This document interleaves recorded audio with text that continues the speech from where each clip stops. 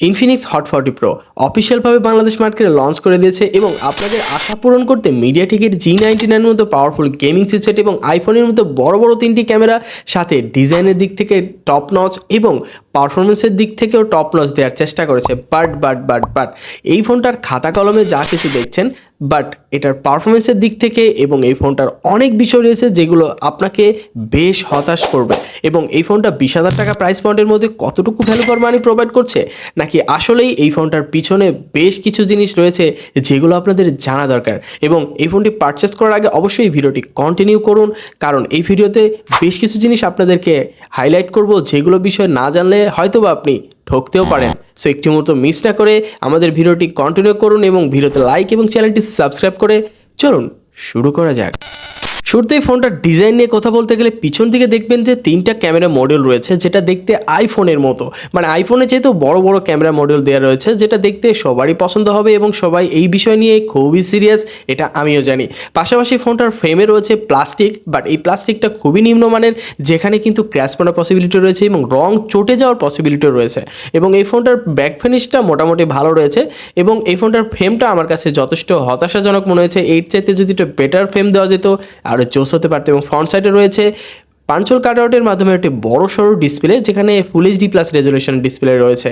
মোটামুটি ফোনটার ডিজাইন মোটামুটি ঠিকঠাক, বাট এই ফোনটার কিছু কিছু জিনিস আমার কাছে যথেষ্ট খারাপ লেগেছে। যেমন এই ফোনটার ক্যামেরা মডেলগুলো খুবই বড় এবং এই ফোনটাতে যদি আপনি কেস ইউজ না করেন তাহলে কিন্তু খুব দ্রুত ক্র্যাচ পড়ে যাবে। সো সেই ক্ষেত্রে আপনার ফোনটা দেখতে কিন্তু খুবই উইয়ার্ড হয়ে যাবে অল্প কিছু দিনের মধ্যেই। পাশাপাশি ফোনটার পোর্টস অ্যান্ড বাটন সেকশনে সকল রকম পোর্টস অ্যান্ড বাটনে দেখা পাবেন 3.5mm হেডফোন জ্যাক, পাশাপাশি রয়েছে ডুয়েল স্টেরিও স্পিকার এবং টাইপ সি পোর্ট, এবং সাইডে দেখবেন সাইড মাউন্টেড ফিঙ্গারপ্রিন্ট সহ ভলিউম আপ ডাউন বাটন এবং সিমটে রয়েছে, যেখানে দুইটি সিমের সাথে একটি মেমোরি কার্ড ইউজ করতে পারবে। এবং অপর দিকে কোনো রকম নয়েজ ক্যান্সেলেশন স্পিকার নেই। 20,000 টাকা প্রাইস পয়েন্টের মধ্যে এই ফোনটাতে নয়েজ ক্যান্সেলেশন স্পিকারটা খুবই জরুরি ছিল, এই বিষয়টা আমার কাছে বেশ খারাপ লেগেছে। এছাড়া ফোনটার কয়েকটি কালার পেয়ে যাবেন, যেমনটা আপনারা স্ক্রিনে দেখতে পাচ্ছেন। সব মিলিয়ে ফোনটার ডিজাইন অনেকের কাছে ভালো লাগবে, আবার অনেকের কাছে ভালো নাও লাগতে পারে। সো এই ফোনটার ডিজাইন অ্যাভারেজ রাখা যায়। ওয়েট, আমরা অবশ্যই পারফরমেন্সে যাব, বাট পারফরমেন্সে যাওয়ার আগে ডিসপ্লে নিয়ে একটু কথা বলি।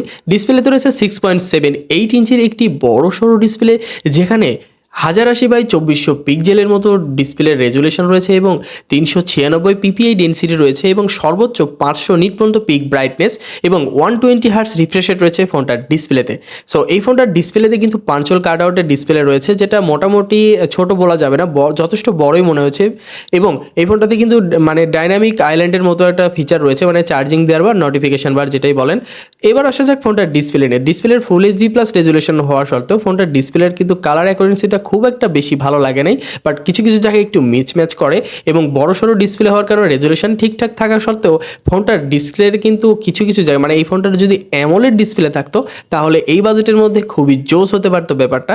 এছাড়াও ফোনটা কিন্তু ডিরেক্ট সানলাইটেও বেশ কিছুটা স্ট্রাগল করে, মানে ব্রাইটনেস জনিত প্রবলেম কিন্তু এই ফোনটাতে রয়েছে। মানে 500 নিটস পর্যন্ত পিক ব্রাইটনেসটা কিন্তু এটাতে যথেষ্ট পরিমাণ না। এখানে যদি 800 নিটস বা একটু ব্রাইটনেস ভালো থাকতো তাহলে এই ডিসপ্লে নিয়ে বেশ ভালো কিছু আশা করা যেত। এছাড়া ফোনটাতে রয়েছে 120 হার্টজ রিফ্রেশ রেট, যেটা স্ক্রলিং ব্রাউজিং মোটামুটি ভালো ছিল, বাট কিছু কিছু সময় এটা টাচ রেসপন্সটা একটু ডিলে মনে হয়েছে। এই ডিসপ্লে নিয়ে কথা বলতে গেলে, ডিসপ্লে যদি আপনি খুবই সুন্দর কন্টেন্ট ওয়াচিং করে থাকেন, বড়সড় ডিসপ্লে হওয়ার কারণে কন্টেন্ট ওয়াচিংয়ের ক্ষেত্রে খুব একটা প্যারা ফিল করবেন না, বাট কিছু কিছু জায়গায় এটার কালার ডিস্ট্রিবিউশনটা আপনার কাছে একটু খারাপ লাগতে পারে, বেশ পাঞ্চি কালারটা দেয় না। এটা যদি অ্যামোলেড ডিসপ্লে হতো তাহলে এই বাজেটের মধ্যে সোনায় সোহাগা হতে পারতো, বাট কিছু কিছু জিনিস হয়তোবা আপনি একটু স্যাক্রিফাইস করলে এই ফোনটার ডিসপ্লেটা ওভারঅল ঠিকঠাক রয়েছে। এবার যাওয়া যাক সবার আশা যে এই মোবাইলটাতে রয়েছে মিডিয়াটেকের G99 মতো পাওয়ারফুল এবং গেমিং চিপসেট, এবং সবাই আশা করছেন যে এই ফোনটা 20,000 টাকার মধ্যে বেশ ফাটিয়ে দিবে। সো এই বিষয় নিয়ে একটু আলোচনা করি। অপারেটিং সিস্টেমে রান করছে অ্যান্ড্রয়েড 13 ভার্সন এবং XOS 13.5।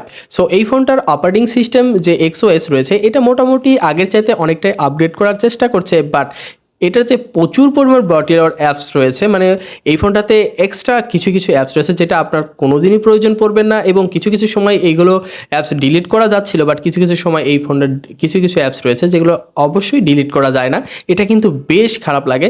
সো এই ফোনটা যদি ইনফিনিক্স এই ব্লটিয়ার অ্যাপসগুলো যদি একটু রিমুভ করে দিত বা একটু কমতি রাখার চেষ্টা করতো তাহলে জোস হতে পারতো ব্যাপারটা। বাট ওভারঅল ইনফিনিক্সের ইউআই আগের চাইতে অনেকটা অপটিমাইজ হচ্ছে। সো দেখা যাক নেক্সট হয়তো বা এর চাইতেও বেটার কিছু দিবে। এছাড়াও চিপসেট হিসেবে আগেই বলেছিলাম মিডিয়াটেকের G99 এর মতো পাওয়ারফুল গেমিং চিপসেট দেওয়া আছে, যেটা আমরা সবাই জানি যে মিডিয়াটেকের G99 অনেক পাওয়ারফুল। সো এই ফোনটার পারফরমেন্স থেকে আপনার অনেকটাই আশা করতে পারেন। সো আশা করলে এই ফোনটা খুব একটা হতাশ করেনি। আপনারা যদি পাবজি প্লেয়ার হয়ে থাকেন তাহলে পাবজিটা খুব লং টাইম রান করলে দেখা যাচ্ছে অনেকটা হিট জেনারেট করে। সো পাবজিটা খেলতে গেলে অনেক সময় দেখা যাচ্ছে হিট জেনারেটের পাশাপাশি একটু ল্যাকিংসের দেখা পেতে পারেন। এছাড়া যদি ফ্রি ফায়ার লাভার হয়ে থাকেন তাহলে ফ্রি ফায়ারটা আপনি অনায়াসে পারছে মানে এছাড়াও আপনি যদি ফ্রি ফায়ার লাভার হয়ে থাকেন তাহলে ফ্রি ফায়ারটা একদম আল্ট্রা এইচডিতে ইজিলি খেলতে পারবেন লং টাইম ধরে। বাট এই ফোনটাতে যদি আপনি হাই গ্রাফিক্সের গেমগুলো প্লে করতে চান তাহলে অবশ্যই লো সেটিংসে খেললে এই ফোনটা খুবই স্মুথলি রেজাল্ট দিতে পারছিল। বাট আপনি যদি হাই গ্রাফিক্সের গেমগুলো হাই সেটিংসে খেলার চেষ্টা করেন তাহলে একটু ল্যাকিংস এবং ফ্রেম ড্রপের দেখা অবশ্যই দেখতে পাবেন। এছাড়া ফোনটাতে 8GB র্যাম রয়েছে এবং 128GB স্টোরেজ রয়েছে। সেক্ষেত্রে এই ফোনটার মাল্টিমিডিয়া কনজিউম এবং যদি র্যাম ম্যানেজমেন্টের কথা বলেন ঠিকঠাক ধরে রাখার চেষ্টা করছিল।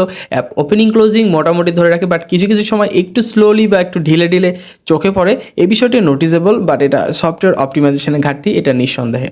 কিছু কিছু সময় চিপসেট ভালো হওয়ার সত্ত্বেও ফোনটার অপটিমাইজেশনে ঘাটতি দেখা দিলে দেখা যাচ্ছে যে অনেক সময় পারফরমেন্স ড্রপ করে। এছাড়া ফোনটাতে কিন্তু 128GB ভেরিয়েন্টে লঞ্চ করেছে একটি ভেরিয়েন্ট এবং 19,999 টাকা বাংলাদেশ প্রাইস রাখা হয়েছে। এছাড়াও এই চিপসেটটা প্রায় অ্যান্তুতু বেজমার্ক স্কোর দেখতে গেলে প্রায় 4 লক্ষর উপরে, বাট 4 লক্ষর উপরে হওয়ার সত্ত্বেও ফোনটার পারফরমেন্সের দিক থেকে বেশ কিছু জায়গায় বেশ ল্যাকিংস রয়েছে এবং কিছু জায়গায় হতাশও করেছে এবং গেমিং পারপাসে যে মহামারী এক্সপেকটেশন করেছিলাম সেই জায়গাটাতে বেশ কিছু জায়গায় বেশ হেরে গিয়েছে। তো সব মিলিয়ে এই ফোনটার পারফরমেন্সের সেকশন থেকে আমি বেশ কিছু জায়গায় একটু ডিসঅ্যাপয়েন্টেড, বাট এর চেয়ে তো বেশি কিছু আশা করেছিলাম এই ফোনটার চিপসেট থেকে। ফোনটার মেইন ক্যামেরা রয়েছে 108 মেগাপিক্সেল, এটা কিন্তু বেশ ভালো লাগার বিষয় এবং সবাই কিন্তু এই বিষয় নিয়ে খুব সিরিয়াস যে 108 মেগাপিক্সেল ক্যামেরা মাত্র 20,000 টাকায়। এছাড়া 2 মেগাপিক্সেলের একটি ম্যাক্রো লেন্স রয়েছে এবং 0.8 মেগাপিক্সেলের একটি অ্যাক্সেলারি লেন্স রয়েছে। এটা আসলে তেমন কোনো কাজের না, বাট মেইনলি রয়েছে 108 মেগাপিক্সেল, যে লেন্স দিয়ে আপনি মোটামুটি ভালোভাবে কাজ করে নিতে পারবেন এবং ডে টু ডে যেগুলো পিকচার লাগে সেগুলো ইজিলি ক্যাপচার করতে পারবেন। বাট কিছু জায়গায় একটু কালার মিসম্যাচ করে, বুস্ট আপ করে, এটা কিন্তু রেগুলার বিষয় এবং মনে হয় যে একটু ডিটেলসের ঘাটতি লক্ষ্য করা যায়।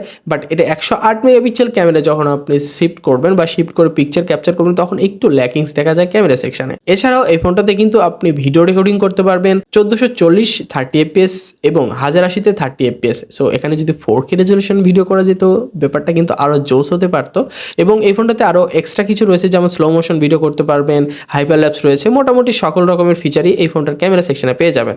এছাড়াও সেলফি ক্যামেরাতে রয়েছে 32 মেগাপিক্সেলের একটি ক্যামেরা, এটাও অ্যাভারেজ রাখা যায়। ফোনটার ক্যামেরা পিকচার কোয়ালিটি মোটামুটি ধরে রাখার চেষ্টা করে, ডাইনামিক রেঞ্জগুলো ধরে রাখার চেষ্টা করে, খুব একটা বেশি মিসম্যাচ করে না, বাট কিছু কিছু জায়গায় একটু কালার বুস্ট আপ করে। এটা অ্যাকচুয়ালি ন্যাচারাল এবং অনেকের কাছে ভালো লাগতে পারে, অনেকের কাছে খারাপ লাগতেও পারে। সো ক্যামেরা যেমনটা আপনারা দেখতে পাচ্ছেন, সো মোটামুটি ক্যামেরা পিকচার কোয়ালিটি আমার কাছে অ্যাভারেজ মনে হয়েছে। সো 108 মেগাপিক্সেল ক্যামেরা দেখে আপনার হয়তো বা একটু মনে হবে যে 108 মেগাপিক্সেল খুব মহামারী আপনাকে কেমন কিছু দিবে, বাট এটাতে এক্সট্রা অর্ডিনারি কিছু নাই। মানে 108 মেগাপিক্সেল ক্যামেরা দিয়ে আপনি অনেক বেশি কিছু পেয়ে যাবেন এমনটা না। মোটামুটি আর 10টা ইনফিনিক্সের ফোনগুলোর মতোই এই ফোনটার পারফরমেন্স সেকশন এবং ক্যামেরা পিকচার কোয়ালিটি।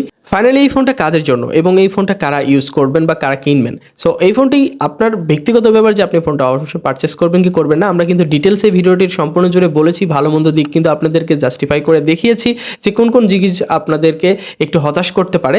এবং এই ফোনটাতে কিন্তু ক্যামেরা পিকচার কোয়ালিটি মানে 108 মেগাপিক্সেল ক্যামেরা দিয়ে আপনি যে বেশি মানে এক্সট্রা অর্ডিনারি কিছু পাবেন এমন কিছু না। এছাড়াও মিডিয়াটেকের G99 পাওয়ারফুল চিপসেট হওয়ার সত্ত্বেও এই ফোনটার পারফরমেন্স কিন্তু খুব একটা মহামারী দিতে পারেনি। সো সেই জিনিসগুলো অবশ্যই লক্ষ্য রাখবেন। এছাড়াও ডিসপ্লেতে কিন্তু অ্যামোলেড থাকলে আরও জোস হতে পারতো, বাট এই display full HD plus resolution display, but resolution যেমনই থাক না কেন, বাট এটার টাচ রেসপন্সটা খুব ডিলে এবং 120 হার্জ রিফ্রেশ রেট থাকার কারণে এই ফোনটা কিন্তু বেশ স্মুথ না, মোটামুটি অ্যাভারেজ, বাট এর চেয়েও বেশি কিছু আশা করেছিলাম। সো সব মিলিয়ে এই ফোনটার ডিজাইনটা অনেকের কাছে ভালো লাগবে। সো ডিজাইন দেখে এবং ফোনটার মিডিয়াটেকের G99 প্রসেসর রয়েছে, এটা থেকেই ফোনটা পারচেস করবেন নাকি এই ফোনটার খুঁটিনাটি বিষয় বিবেচনা করে তারপর পারচেস করবেন, এটা সম্পূর্ণই আপনার ব্যক্তিগত ব্যাপার।